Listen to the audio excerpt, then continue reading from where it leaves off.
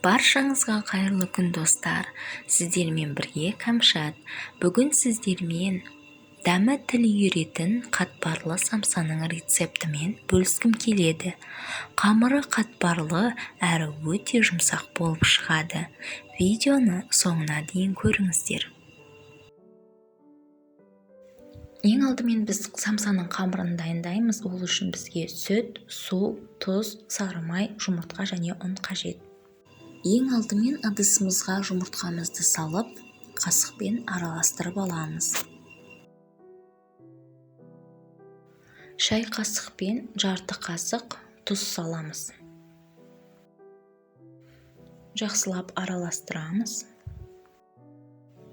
Одан кейін сүтімізді қосамыз. Сүтімізді араластырып алғаннан кейін суымызды құйып, тағы да жақсылап араластырамыз.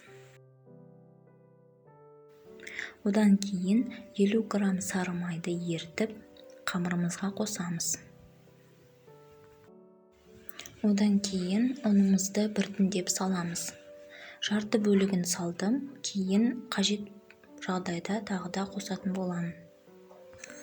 Басында қасықпен араластырып, кейін қолымызбен қамырымызды илейтін боламыз. Жұмсақ қамыр болғанша иін қандырамыз. Міне біздің қамырымыз жұмсақ болып шықты. Енді осы қамырымызды 10-15 минутқа тындырып қоямыз. Қамырымыз өте жұмсақ болғандықтан ешқайда салмаймын, тек осылай бетін жауып тындырамын. Міне біздің қамырымыз толықтай дайын. Енді осы қамырымызды екіге бөліп жайып шығамыз.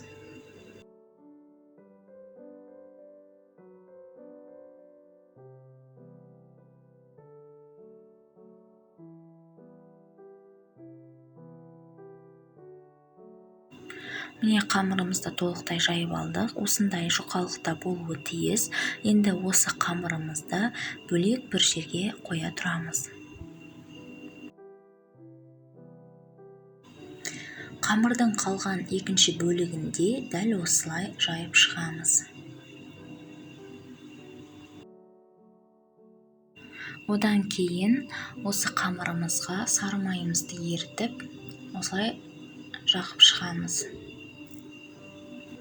Сары майымызды толықтай жағып болған соң, осы қамырдың үстіне бірінші жайылған қамырымызды әкеліп жаямыз.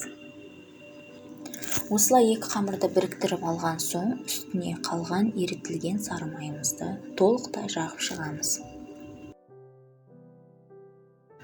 Енді осы біріктірілген екі қамырды ақырындап рулет секілді орап шығамыз. Енді осы қамырымыздың сыртын пищевая пленкамен немесе целлофанмен қаптаймыз және бұны жарты сағатқа мұздатқышқа апарамыз, ішіндегі майы қату үшін. Оған дейін самсаның салмасын дайындаймыз. Ол үшін бізге бір дана пияз және мен қойдың етін ұсақтап турап пайдаланамын. Сіздер қалауларыңыз бойынша тартылған етті немесе тауық етін пайдалансаңыздар болады. Алдымен етімізді ұсақтап турап аламыз.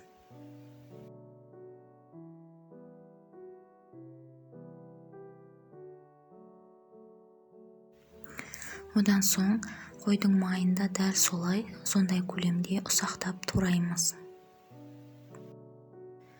Міне мен еттің барлығын турап алдым. Енді осыны бөлек ыдысқа салып, үстіне пиязды да дәл сондай ұсақтаған күйде, яғни кубик түрінде турап шығамыз. Оны да осының үстіне саламыз.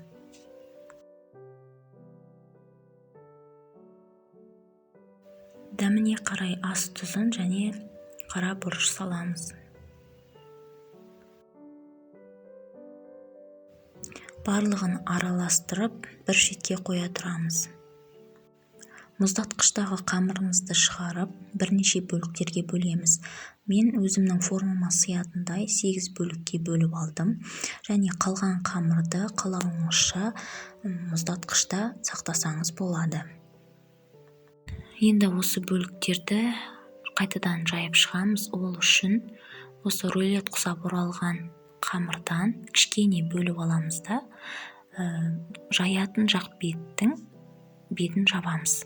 Ол ысып жатқан кезде ортасы тесіліп қалмас үшін қажет, және үстінен басып осындай күйде ұстатын боламыз.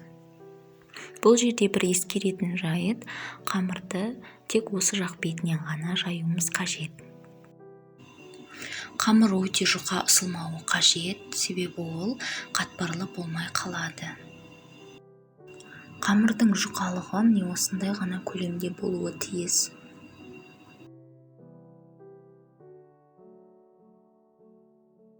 Қамырдан қалған бөліктерін де дәл алдыңғы тәсіл бойынша жайып шығамыз.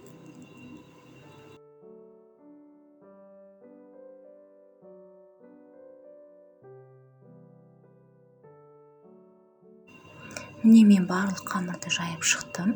Енді осыған бірдей көлемде барлығына салмасын салып шығамыз.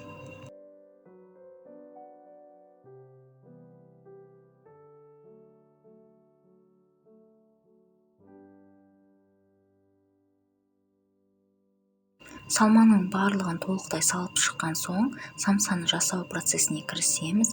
Ең алдымен үстіңгі жағын бекітіп, біріктіріп, қамырды ортаға қарай алып келеміз. Мен үшбұрыш формасында жасаймын. Осылай ортаға қарай бекітеміз.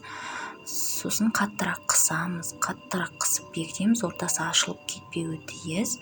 Міне осындай формада, үшбұрыш формада шығады. Қаласаңыз басқа формада жасаңыз. Ол өз қалауыңыз бойынша. Қалған қамырларымызды да дәл осылай біріктіріп, самсамызды жасап шығамыз.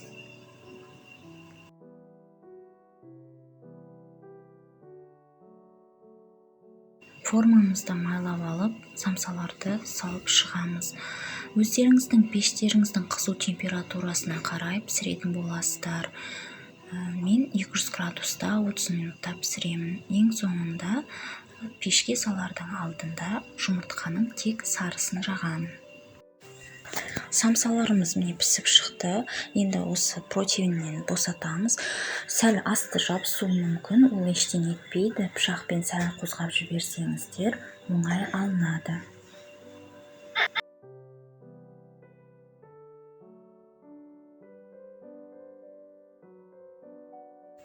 Біздің самсаларымыз дайын болды. Өте керемет болып шықты. Қамыры жұмсақ, үгілмелі, әрі қатпарлы болып шықты. Міндетті түрде осы рецептпен жасап көріңіздер. Ортасы осындай болып шығады.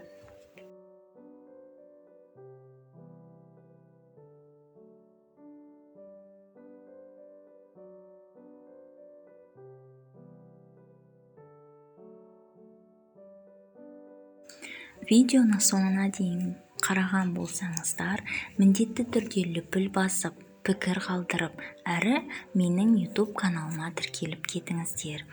Алда әлі көптеген дәмі тіл ерер рецепттер шығады.